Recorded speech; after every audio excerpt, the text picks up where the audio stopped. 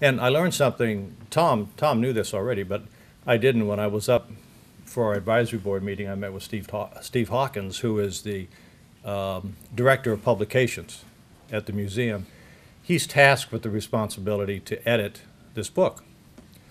And he told me that a widow of one of our guys that was killed in Vietnam has actually written a story, and he said it was very well done. And he thought it was interesting, and as do I, that a spouse or a significant other has written. And so I want to say that not only for the men here, but for the ladies, it's not too late. I mean, if you thought about a piece, if you go back that far with your man, or this has been a big part of your life, I know how that works. And anybody who has had to live with a Vietnam combat veteran for a lot of years, the ladies have helped us out, all of us, big time. And and so you may want to think about it. You may want to think about it. It's not too late. And it's not too late for the men here. If you haven't written, or you've written something and you want to revise it, you want to add something to it or delete something from it, you can do that. I asked, what is the firm deadline? What's the drop dead date? It's June 10th of 2011. June 10th of 2011. So we have an opportunity to, if you've thought about it, or you haven't written and you want to, you're now enthused about this and you want to be part of that legacy, you've got time to do it. And you should email your pieces directly to Steve Hawkins, and I give you his email address. He really needs to get them in electronic format so that they can easily work with it in terms of publishing. The schedule, this is the schedule that they've told me about. I've laid it out here for you with some specificity. You don't need to spend a lot of time talking about it. You can see for yourself. But the way it's mapped out right now, they have a completion date projected in April of 2012. And that brings us to our reunion next year. Joe Boland, and you're going to have to hear more from Joe on that because he's volunteered to be the host, right, Joe? Volunteer. So some of us will help him in that effort, but we all know that there can only be one host, and it's the host who, on a daily basis deals with it. You all who have hosted, as Alan and you folks have now, you understand that's a big job. It's a lot of work. But Paul Herbert at the First Division Museum has promised that they're going to be supportive and helpful, and they're excited about the possibility that we could come to Wheaton, Illinois next year, and that there would be a release of the book at the same time. And so the public relations aspects of that, the ability for us to be together when this is done is, again, I keep saying big deal. It is a big deal because it's a commitment from the museum. And it's a commitment from us. So the proposed date is May 4th to 6th of 2012. The next several weekends in May really were committed by the museum, and while something possibly could be done during the next couple weekends, it would conflict with other groups coming in and other obligations they have. So they think that that's a better date, and so I think we all ought to think about it. And at some point, if you all give the acclamation at this conference that works for everybody, then we ought to let the First Division Museum know that we're prepared to come and be there and coincide all of these activities with the release of our book, which they say is very doable. Okay? So. Look, I mean, is anything unclear about that? Anybody have any questions? We can take one or two before I go into what is really the core of what we're going to do now. Okay. I thought about it when Alan called me and asked me to take a piece of the program. I was pleased that you did. I appreciate that, and I was thinking about what would be the best thing to do, and so.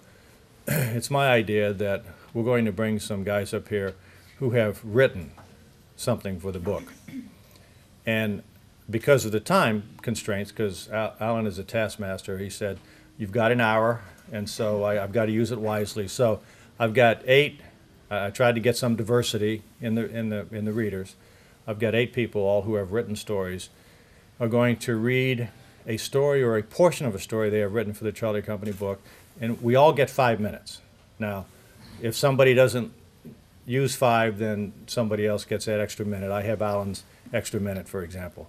But so we're just going to do the best we can. Hopefully you're not going to blow us up if exactly at 4 o'clock the reading isn't done. But the and I've listed the readers on your program generally in chronological order from the from when they first joined the unit in NAM. And by the way, the folks at Cantigny were talking about how do we organize this book? I mean, do you organize it by subject matter? Do you organize it by various themes? And my position is that you should organize it chronologically, so that you should tell a story, start with the earliest who write, and just walk it through so the reader can sort of follow, and the names will make sense, and has unit leaders and commanders and squad leaders and folks turn over, then you sort of see it chronologically. That's the way that makes most sense to me. But these readings are, as far as I know, the first public readings by all of us in terms of what we've written. And there's a second camera in the room. The one camera is on the reader, and the other camera is on the audience. And I asked Michael to bring the second camera because I'm hopeful that we can get, with your acquiescence, permission, shots of all of you. I mean, just as we have these readings.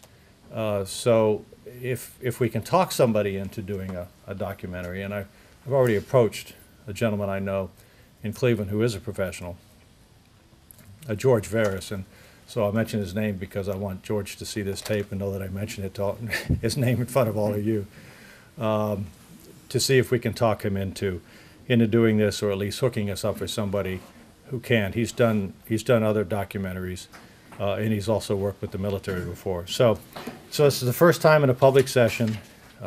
It's a taste of what's in the book, but if you want to know the rest that's there, you gotta get the book and read it when it comes out.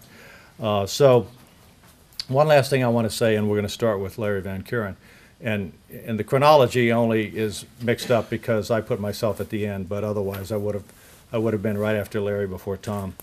And so, and I asked this too of the ladies present.